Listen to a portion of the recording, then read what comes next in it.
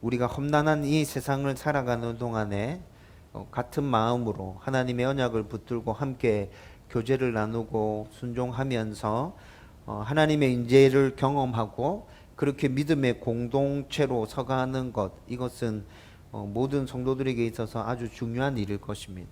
왜냐하면 지난주 말씀에서 살펴봤듯이 같은 복음, 같은 믿음을 붙들고 함께 신앙생활을 하는 자들은 하나님의 사랑과 은혜를 서로 주고받으면서 서로가 더 굳게 세워져 간다고 그랬죠. 신구약 성경에서 이런 모습으로 믿음을 굳건하게 지킨 인물들이 굉장히 많이 등장하고 있습니다.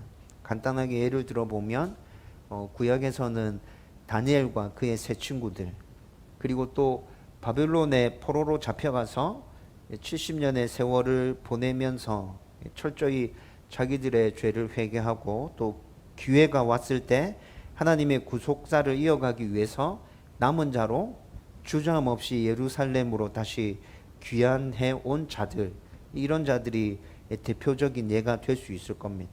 신약 성경에 또 넘어와 봐도 이런 사람들이 등장하고 있는데, 초대교회 때 엄청난 핍박과 박해를 받으면서 믿음을 지키기 위해서 고향과 가족까지 등져서 떠나고, 또 그들이 이주해서 정착한 그곳에서 또 복음을 전하며 교회를 세웠던 그 디아스포라 성도들, 또 바울과 함께 목숨을 건 전도 여행을 기쁨으로 감당했던 그 동역자들, 이런 모든 사람들은 공동체 안에서 서로 믿음을 굳건하게 세워가기 위해서 순종하고 평안을 나누고 은혜를 나누면서 더 굳게 세워진 좋은 예들이 될 수 있을 것입니다. 여러분, 이들은 모두 같은 복음과 같은 믿음과 같은 언약을 붙들고 서로 하나님의 사랑과 은혜를 주고받으면서 힘들고 어려운 모든 과정 가운데서 하나님의 평안을 누리면서 이 모든 것들을 극복한 자들이죠. 그래서 저는 다음 교회가 저와 여러분들에게 이런 공동체가 되어서 우리가 이 공동체 안에 함께 모여서 믿음 안에서 서로 말씀에 순종하고 또 하나님의 은혜와 사랑을 나누면서 주의 평안을 누리는 그런 아름다운 공동체가 되면 좋겠다라는 소원을 가지고 매일 이를 위해서 기도하고 있습니다. 여러분, 그런데 오늘 방금 우리가 읽은 본문에서 다윗과 요나단도 이런 소원을 품고 서로에게 하나님의 은혜와 평안이 있기를 기원하면서 축복하는 모습이 나타나고 있었어요. 우리는 오늘 이 말씀을 나누면서 저와 여러분이 함께 신앙생활을 하고 있는 다운교회에서 이런 은혜가 넘쳐나기를 더 소망하고, 또 우리 개인의 삶 가운데서도 하나님의 은혜와 평안이 넘쳐날 수 있기를 주님의 이름으로 축원드립니다. 여러분, 지난주 말씀에서 연이어 초하룻날 저녁 식사에 참석하지 않은 다윗 때문에 분노를 표출하면서 그를 죽이려고 본심을 드러낸 사울의 모습에 대해서 우리가 함께 살펴봤었죠. 이렇게 아버지 사울의 본심을 확인한 요나단은 다윗에게는 아무 잘못이 없고 아버지가 잘못하고 있다고 분명하게 말했지만, 이 말로 인해서 결국엔 사울이 요나단까지 죽이려고 달려들게 됩니다. 그리고 요나단은 그 다음날 아침 일찍 일어나서 마음의 깊은 아픔과 슬픔을 안고 이 사실을 다윗에게 알리기 위해서 약속한 곳으로 향해서 갑니다. 그리고 다윗과 약속한 대로 일부러 화살을 관역보다 훨씬 더 멀리 쏘고, 그리고 종에게 관역 뒤쪽에 떨어진 화살을 빨리 주워 오라고 명령하고 있죠. 그러면서 38절 말씀에 보면 다윗과 구체적으로 약속한 신호가 아닌 더 강력한 메시지를 보내고 있어요. 종에게 뭐라 얘기합니까? 지체하지 말고 뛰어가서 주워오라, 이렇게 말하면서 다윗에게 지금 아주 강한 메시지를 전하고 있는 거예요. 이게 무슨 말이죠? 다윗에게 망설이지 말고 빨리 이곳을 떠나라 라는 것을 암시해서 지금 일부러 종에게 이런 말들을 던지고 있는 거예요. 여러분, 그런데 이 모든 일들은 다른 사람들이 보기에는 어제 저녁에 식탁에서 있었던 아버지 사울과 요나단 사이에 있었던 말로 표현하기 좀 껄쩍지근한 그 일 때문에 지금 요나단이 깊은 상처를 안고 그 심란한 마음을 달래기 위해서 지금 활쏘기 훈련을 하는 것으로 사람들에게 지금 비춰지고 있죠. 여러분, 그런데 이 상황은 지금 실제로는 어떤 상황이에요? 다윗과 요나단이 철저하게 의논하고 계획한 대로 지금 모든 일들을 진행하면서 지금 다윗에게 꼭 필요한 소식을 전해주고 있는 상황이잖아요.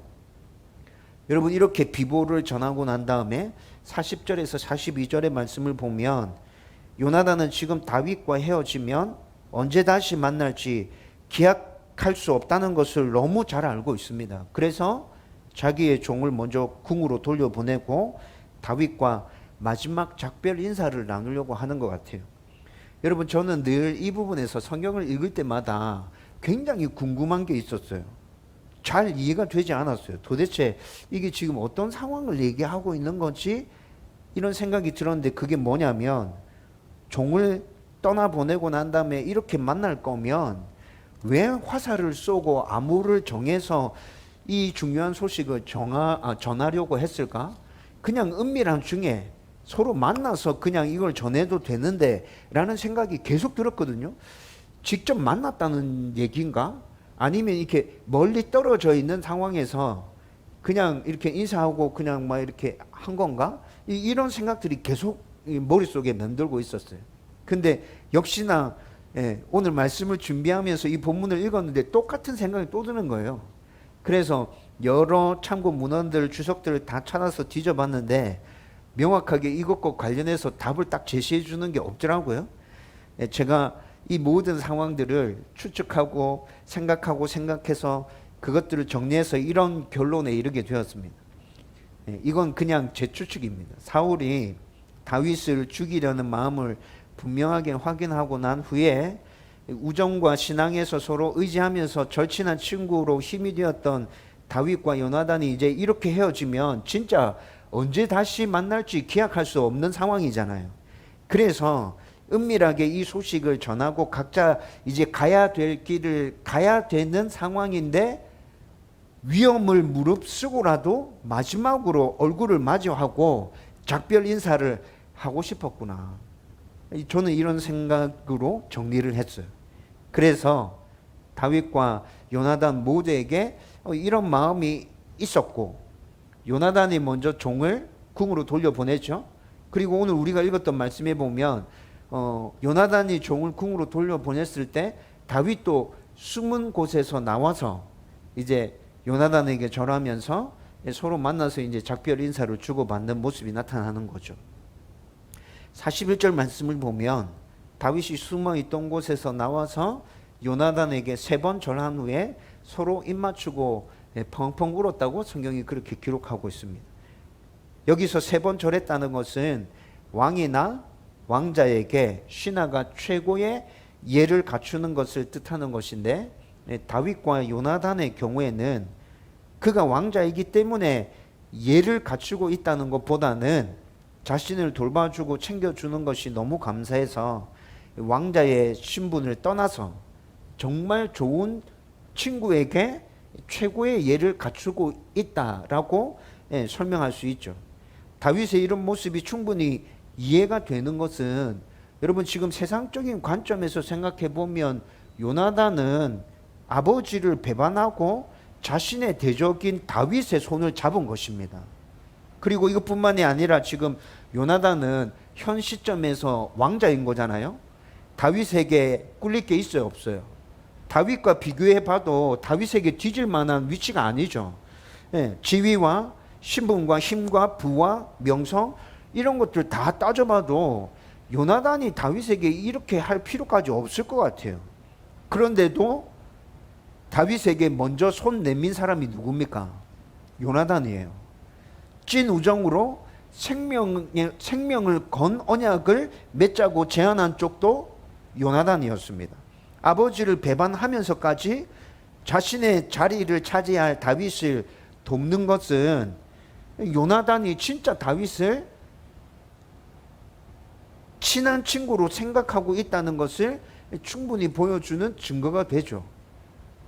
다윗도 요나단이 믿음의 사람이며 신분을 떠나서 자기를 진짜 친구로 생각하고 있다는 것을 너무 잘 알고 있었을 거예요. 그래서 이런 상황을 마주했을 때 요나단에게 굉장히 미안하고 감사한 마음이 막 넘쳐났을 거예요. 그래서 41절 후반절을 보면 다윗이 요나단보다 더 심하게 울었다고 성경이 그렇게 기록하고 있죠. 아마 지금 이 순간에 다윗의 마음 안에 여러 가지 감정들이 교차하고 있었을 겁니다. 우선은 아무 잘못도 없는데 자기를 죽이려고 달려들고 있는 사울이 좀처럼 이해되지 않았을 거고, 그것에 대한 분노의 마음도 있었을 거예요. 억울한 심정이 있었겠죠.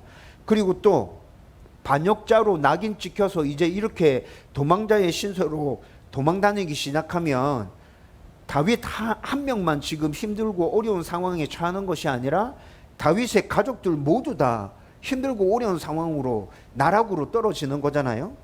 그리고 또 이것뿐만이 아니라 친한 친구의 진심 어린 사랑에 대한 고마움과 미안한 마음이 이 복합적으로 얽히면서 굉장히 감정이 고조돼서 다윗이 요나단보다 더 심하게 울었던 것 같아요.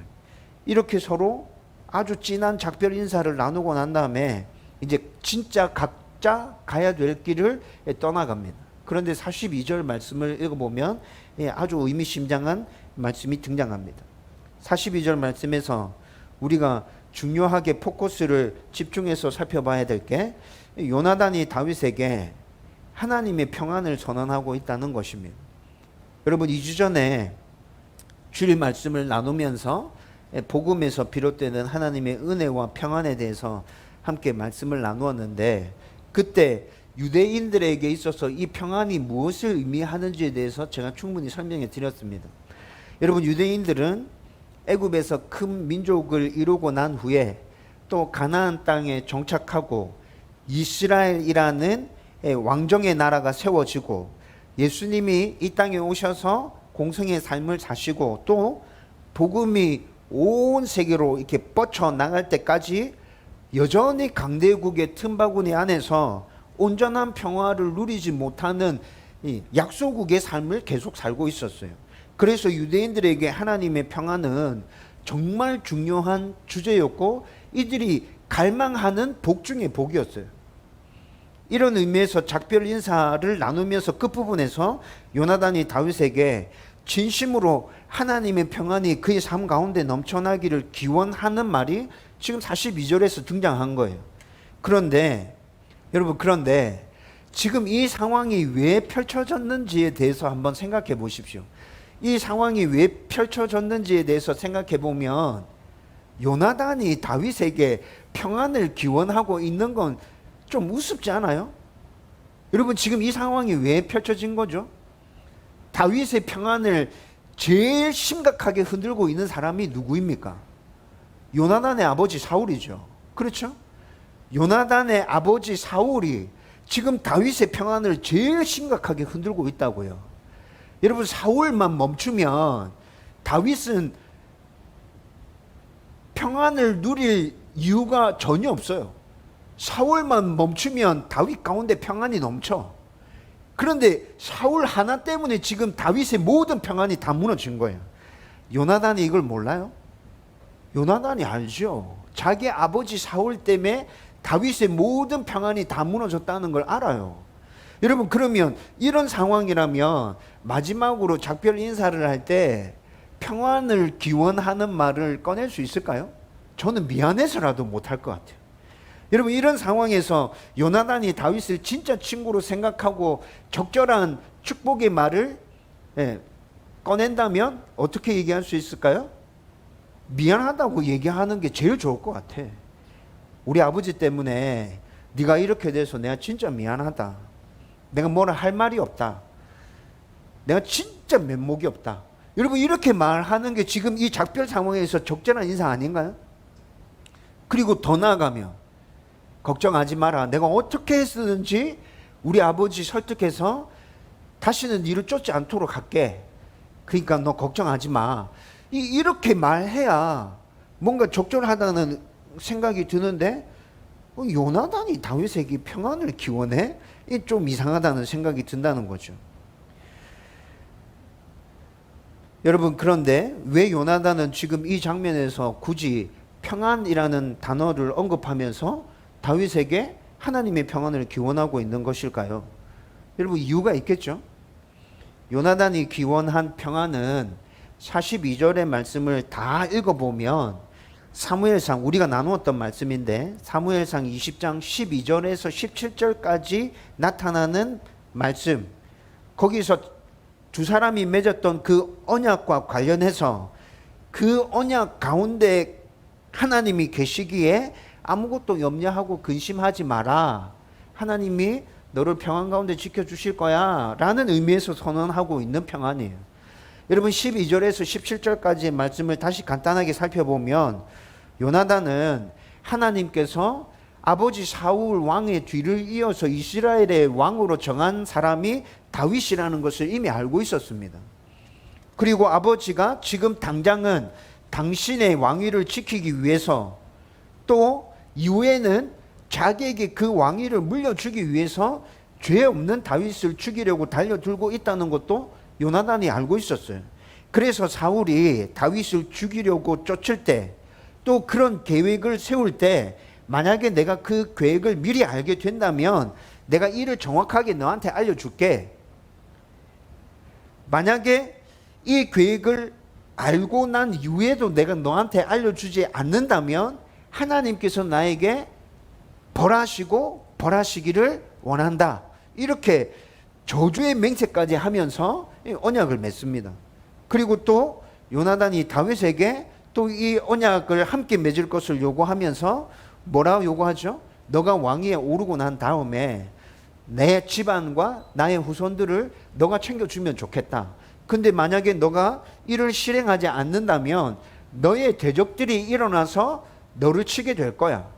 여러분, 이렇게 저주의 맹세를 선언하면서 다윗과 요나단이 서로 언약을 맺고 있어요. 여러분, 이 언약과 맹세는, 그리고 12절 17절 말씀을 잘 살펴보면 모두 다 하나님의 이름으로 이 언약이 맺어지고 있는 모습을 볼 수 있어요. 하나님의 이름으로 이 언약이 맺어지면서 찐 우정, 하나님에 대한 흔들리지 않는 믿음, 이런 것들을 바탕에 깔고 다윗과 요나단의 이 언약이 맺어진 것이라고요. 그리고 요나단은 이 언약과 맹세에 합당하게 행해서 다윗에게 꼭 필요한 중요한 소식을 정확하게 지금 전해줬어요. 그리고 언제 만날지 기약할 수 없는 상황에서 불안과 근심과 두려움이 가득한 가운데서 이제 다윗이 길을 떠나게 되겠죠. 그런 다윗에게 다시 이 언약과 맹세를 상기시키면서 걱정하지 마라, 내가 너와 맺었던 그 언약 반드시 지킬 거야, 그리고 하나님의 평안이 너의 가운데 임하게 될 거야 라고 지금 선언해 주고 있다는 것입니다. 여러분, 앞서 41절에서 마지막 작별 인사를 나누면서 다윗이 요나단보다도 더 많이 울었던 이유에 대해서 잠깐 언급했었죠. 그가 반역자로 낙인 찍히고 도망자의 신세가 되었을 때 혹시라도 자기 때문에 가족들에게 화가 미치지 않을까 하는 그 염려와 근심이 분명히 다윗의 마음 한켠을 짓누르고 있었을 거예요. 그런데 이 둘이 헤어져서 각자의 길을 걷게 되지만 요나단이 지금 그 부분에 대해서 다윗에게 분명하게 언약을 들먹이면서 다시 다윗의 마음을 평안으로 이끌어 주고 있다는 거죠. 네 가족들 걱정하지 마라, 내가 책임져 줄게. 네 가족들 절대 아버지가 손 못 대도록 내가 지킬게. 여러분, 지금 이렇게 얘기하면서 하나님의 평안을 다윗 가운데 선언해 주고 있다는 겁니다. 여러분, 다윗과 요나단이 서로 맺었던 그 언약을 기억하고 성실하게 이행한다면, 다윗과 요나단이 하나님에 대한 믿음 가운데 굳건하게 서 있다면, 그리고 이들의 우정이 서로 떨어져 있을지라도 전혀 변하지 않는다면, 여러분, 그런 상황이 유지된다면 이들은 떨어져 있더라도, 상황이 비록 힘들고 어렵다 하더라도 그들 마음 가운데 하나님의 평안은 계속 유지될 수 있겠죠. 여러분, 그런 의미에서 지금 요나단이 다윗에게 하나님의 평안을 선언하고 있는 것이라고. 따라서 42절에서 요나단이 기원한 평안은 그가 다윗의 부재로 생기는 모든 문제와 또 다윗의 가족들을 책임지고 돌볼 테니까 걱정하지 마라 라는 의미가 담겨져 있습니다. 이것뿐만이 아니라 네가 잘못한 것이 없지만 상황이 어쩔 수 없어서 도망가는데 그런 중이라도 너가 하나님을 꼭 붙들고 의지하고 있다면 분명히 하나님은 너를 지키시고 보호하실 거야. 그러니까 두려워하지 마. 염려하지 마. 하나님의 평안을 누려. 여러분 이렇게 선언하고 있다는 거죠. 여러분 그런데 우리는 이 세상에서 현실의 삶을 살아가는 우리는 다윗과 요나단처럼 서로 성도들 사이에 이런 언약을 주고받지는 않잖아요. 그렇죠? 그런데 성도들 사이에서 서로 이런 언약을 주고받지는 않는데 이미 우리 가운데는 하나님께서 우리와 맺어주신 언약이 하나님의 말씀으로 우리 손에 들려져 있습니다. 여러분 그 말씀을 붙들고 순종하면서 함께 믿음의 교제를 나누는 그 공동체 가운데서 하나님께서 평안을 부어주실 것이라는 기대가 우리 가운데 있잖아요. 그렇죠? 우리 가운데 그 기대가 있어요. 그리고 한 걸음 더 들어가 보면 그 기대가 내가 속한 공동체 가운데서 일어났으면 좋겠다는 갈망도 우리 안에 있습니다. 다음 교회가 그런 평안이 넘쳐나는 공동체가 됐으면 좋겠어. 내 가정이 그런 평안이 넘쳐나면 공동체가 됐으면 좋겠어 라는 소원이 우리 안에 있다는 것이죠. 여러분 그리고 설교 서론에서 언급했던 것처럼 신구약 성경에서는 이런 모습과 관련한 많은 믿음의 인물들과 사건들이 계속해서 나타나고 있거든요. 여러분 제가 설교 서론에서 먼저 다니엘과 세 친구에 대해서 언급했었죠. 여러분 다니엘과 세 친구가 바벨론의 포로로 잡혀갔어요. 낯선 환경 가운데서 두려움과 불안으로 가득한 생활이 이어졌어요. 여러분 다니엘과 그의 친구들은 포로치고는 그래도 꽤 괜찮은 삶을 살았죠. 왕궁으로 끌려가서 왕이 제공해 주는 모든 음식과 교육 혜택을 누리면서 거기서 공부를 하잖아요. 포로치고는 꽤 괜찮은 삶이었어요. 그런데 그들의 마음이 평안했을까요? 여러분이 그런 상황으로 포로로 끌려가서 그곳에서 생활한다고 생각해 보십시오. 여러분 하루하루가 어떻게 될지 모르는 그 상황 가운데서 매일 불안한 삶의 연속이지 않을까요? 여러분 그런데 이들의 모습을 다니엘서를 읽을 때 천천히 살펴보면 그런 불안함의 모습이 나타나지 않아. 여러분 그러한 불안함의 모습이 나타나지 않는다는 걸 우리는 어떻게 확인할 수 있습니까? 다니엘과 그의 세 친구들이 환관장에게 무엇을 요구하죠? 채식을 요구하잖아요. 여러분 불안함에 사로잡혀 있는 자들이라면 우리 채식 먹을게요. 며칠 지나고 난 다음에 왕이 준 모든 음식을 먹은 친구들과 비교해서 우리가 어떤지 한번 살펴봐 주세요. 여러분 이런 제안을 감히 할 수 있을까요? 여러분 이것뿐만이 아니라 풀무불에 던져진다고 해도 왕의 신상에 절하지 않겠다고 담대하게 선언하는 그들의 모습 가운데 분명히 하나님의 평안이 있는 거죠. 하나님의 평안이 없다면 여러분 그들이 왕 앞에 서서 이런 선언을 할 수 있었을까요? 여러분 이것뿐만이 아니라 포로 생활이었지만 여러분 잘 생각해 보십시오. 이스라엘 백성들이 바벨론의 포로로 잡혀가서 70년의 세월을 살았잖아요. 여러분 포로로 잡혀갔지만 70년의 세월을 그곳에서 살았다면 이미 그곳에서 자신의 삶의 터전들이 다 닦여져 있을 거예요. 포로 생활이었음에도 불구하고 그 생활에 굉장히 익숙해져 있었고 그 생활에서 살아남는 방법을 터득하고 있었고 거기서 자신들의 삶을 유지할 수 있는 모든 환경과 조건들이 이미 다 갖춰져 있다고요. 그런데 예루살렘으로 다시 돌아갈 수 있는 기회가 생겼어요. 여러분 예루살렘으로 다시 돌아갈 수 있는 기회가 생겼다고 해서 이들이 그 결정을 선뜻 내리고 예루살렘 포로 귀환하는 그 결정이 쉬울 것이라 생각합니까? 여러분 실제로 포로 귀환한 이스라엘 백성들의 숫자가 극히 일부였습니다. 여러분 성경에서는 이들을 남은 자라고 표현합니다. 왜 남은 자라고 표현합니까? 하나님의 은혜를 계속 유지하고 하나님의 구속사를 계속 이끌어 가는 데 있어서 필요한 남은 자들, 여러분 그 남은 자들이 포로 귀환해서 예루살렘으로 다시 돌아오거든요. 그들이 그런 결정을 할 수 있었던 이유는 뭘까요? 여러분 같으면 그런 결정이 굉장히 쉬웠을 것 같아요? 제가 생각할 때는 이 결정이 절대 쉬운 결정이 아닙니다.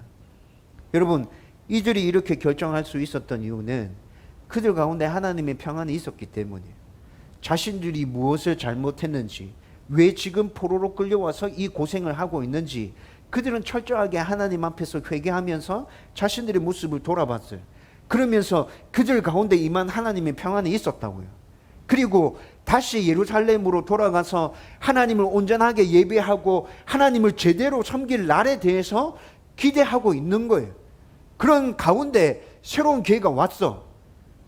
그래서 이들은 한치의 주저함도 없이 하나님의 평안 가운데서 그 기회를 붙들었다는 거죠. 여러분, 이렇게 붙들었을 때 하나님께서 이들 가운데 어떻게 역사하시죠? 제가 좀 전에 말씀드렸잖아요. 하나님께서 구속사를 이끌어 가는 데 있어서 남은 자로 칭하시면서 이들을 사용하셔서 하나님의 나라를 이 땅 가운데 계속 세워 가신다고요. 여러분, 분명히 이들 가운데 하나님의 평안이 넘쳐나고 있었어요. 여러분, 이것뿐만이 아니라 신약 성경에서도 이런 모습 계속 나타나죠. 여러분, 신앙의 자유를 찾아서 가족과 민족과 나라를 떠난 디아스포라 성도들에게서도 이런 모습을 발견할 수 있습니다. 새롭게 정착한 그곳에서 성도들과 함께 하나님의 언약을 붙들고 믿음 안에서 순종하고 교제를 나누면서 하나님의 평안이 넘쳐났기에 그곳에서 또 복음을 전하고 교회를 세우고 있어요. 여러분, 예루살렘에 있으면서 그것 때문에 힘들었잖아. 그래서 결국에는 예루살렘을 등지고 떠나와서 이방 나라에 정착하게 됐잖아요. 그런데 이들이 이방 나라에 정착하고 난 다음에 또 하고 있는 일은 뭐예요? 복음을 전하는 일이에요. 또. 야, 이 사람들 어떻게 이렇게 할 수 있지? 그냥 여러분 조용히 그냥 묻혀 산다는 말을 아시죠?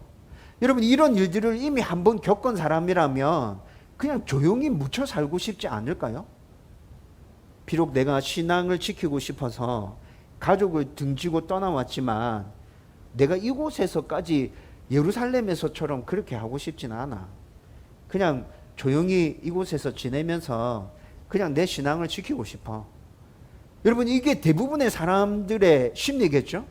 그런데 이들은 지금 어떻게 해요? 그곳에서도 또 복음을 전해. 또 교회를 세워. 여러분, 이들이 왜 이렇게 할 수 있는 거예요? 하나님의 평안이 그들 가운데 넘치고 있기 때문에 이들이 이런 일을 할 수 있다는 거죠. 세상이 이해할 수 없는 그 하나님의 평안이 이들 가운데 있다는 거예요. 여러분, 이것뿐만이 아니라 바울과 함께 선교 여행을 다녔던 그들의 동역자들을 한번 생각해 보십시오. 여러분, 바울과 선교 여행을 다녔던 동역자들은 바울이 콜링한 사람도 있긴 하지만 거의 대부분 자원함으로 바울의 선교에 동참한 이들입니다. 여러분, 바울이 선교 여행을 다니는 그 모습을 보면서 이들이 그 여정이 험난하고 아주 고된 일이라는 걸 몰랐을까요? 생명을 걸어야 되는 일이라는 걸 모르고 이들이 자원했을까요? 그렇지 않아요. 모든 걸 다 알아요. 굉장히 힘들고 어렵고 생명을 걸어야 하는 일이고, 지금 바울은 유대교 유대인들에게 쫓기고 있는 상황이고, 그 사람들에게 잡히면 지금 바울은 죽을 거야. 그럼에도 불구하고 바울의 선교에 동참하는 사람들이 있었다고요. 여러분, 그 모든 상황을 알고 있음에도 불구하고 바울의 선교에 동참한다는 말은 무슨 말이에요? 유대교 유대인들로부터 자신도 타겟이 되어서 추적당하게 된다는 말이에요. 여러분, 우리가 사도행전 말씀을 살펴봤잖아요. 유대교 유대인들이 바울을 죽이기 위해서 얼마나 끈질기게 따라 붙는지 우리는 충분히 살펴봤었죠. 여러분, 그것을 다 알아. 그런데 이들이 이렇게 결정하고 있어요. 왜 그렇게 결정하죠? 하나님의 평안이 있어요. 세상은 이해할 수 없는 하나님의 평안이 그들 가운데 있다고. 여러분, 이 평안이 어디서 나오는 거예요? 하나님의 말씀을 붙들고 믿음을 가진 자들이 서로 교제를 나누는 가운데 그 안에서 이 평안이 샘솟아 나는 거예요. 여러분 오늘 다윗과 요나단이 보여준 그 모습 가운데 이 평안이 샘솟아나고 있다고. 그래서 요나단이 다윗에게 인간적으로 생각해 봤을 때는 하나님의 평안을 선언할 수 없는 그런 처지에 있었지만 그럼에도 불구하고 담대하게 하나님의 평안을 선언하고 있는 거예요. 말씀 안에서 나누는 그 진짜 교제, 같이 하나님의 말씀에 순종하기 위한 그 몸부림들, 그리고 그 안에 생겨난 찐 우정, 하나님을 향한 굳건한 믿음 위에 같이 서 있는 그 모습 가운데 이 평안이 솟아나고 있다는 것이죠. 우리도 다음 교회라는 공동체 안에서 이 세상이 알 수 없는 하나님의 평안을 누리기를 소망하고 있는데, 이것은 모든 성도가 함께 하나님의 언약을 붙들고 순종하면서 영적인 교제를 나눌 때 가능해질 수 있는 일입니다. 여러분, 우리 안에도 오늘 다윗과 요나단 사이에서 생겨나고 있는 이 평안이 우리 교회 안에서도 생겨날 수 있다는 거예요. 어떻게? 하나님의 말씀을 붙들고 함께 순종하기 위해서 같이 몸부림치고 그 은혜들을 서로 교제로 나누고, 그렇게 하면 우리 안에 다윗과 요나단 가운데 넘쳐났던 이 똑같은 평안이 여기서도 넘쳐난다는 것입니다.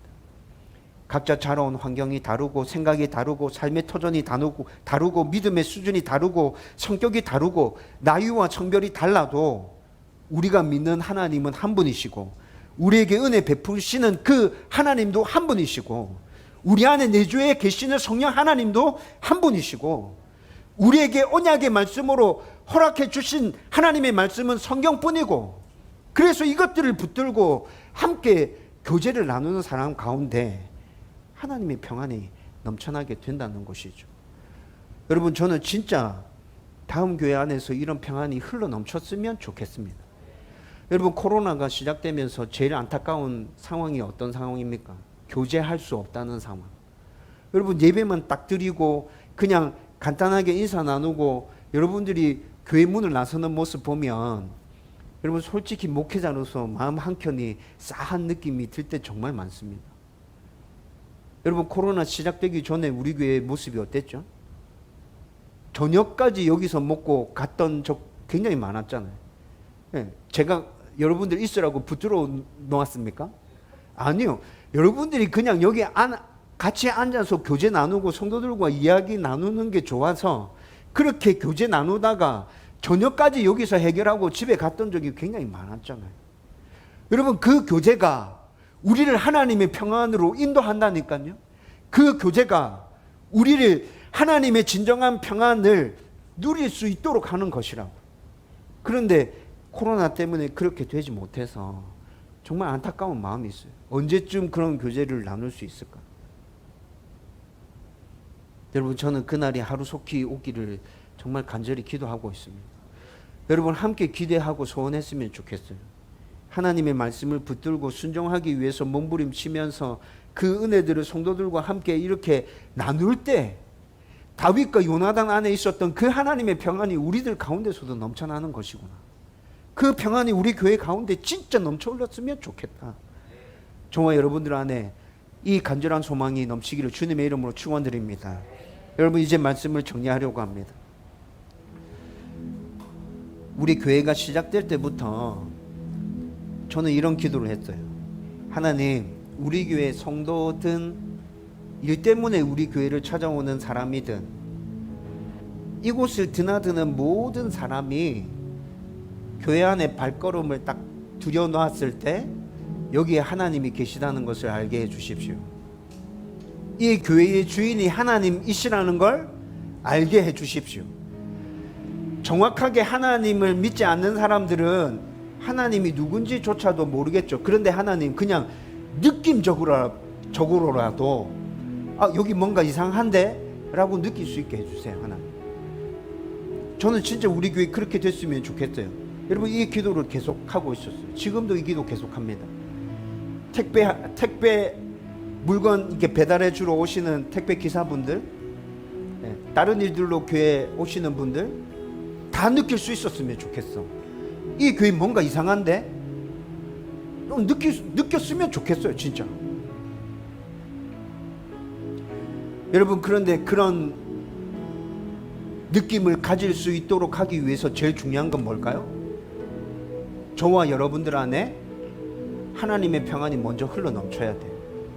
저와 여러분들 안에 하나님의 평안이 흘러 넘치지 않는데 교회에 드나드는 모든 사람에게 그런 느낌이 전달되고 하나님의 이곳에 계시고 하나님 이곳의 주인이시구나 라는 걸 느낄 수 있도록 바라는 건 좀 지나치다는 생각이 들어요. 내 안에도 그런 게 안 느껴지는데 어떻게 다른 사람들한테 그런 게 느껴지죠? 여러분, 그래서 제가 계속 얘기하는 게 저와 여러분들 안에 먼저 하나님의 은혜와 평안이 흘러 넘쳐야 된다는 거예요. 우리 가운데 그 은혜와 그 평안이 흘러 넘치면 여러분, 우리가 이렇게 하려고 노력하지 않아도 이곳에 드나드는 모든 사람들 가운데 하나님의 은혜와 평안이 자연스럽게 흘러가게 될 것입니다. 우리 교회 가운데 하나님이 임재해 계시다는 걸 그 사람들이 자연스럽게 느끼게 될 거예요. 저와 여러분들이 함께 이 소망을 품고 진짜 간절하게 기도했으면 좋겠어요. 우리 교회 정말 그런 교회 되었으면 좋겠습니다. 하나님의 평안이 흘러넘치게 해주십시오. 내 안에 먼저. 그리고 나에게 흘러넘치는 이 평안이 우리 성도들에게 다 흘러가게 해주십시오. 다음 교회에 드나드는 모든 사람들에게 흘러가게 해주십시오. 내가 생활하는 모든 곳에서 이 평안이 축복의 통로로서 다른 사람들에게 흘러가게 해주십시오. 함께 이 소원을 품을 수 있기를 주님의 이름으로 축원드립니다.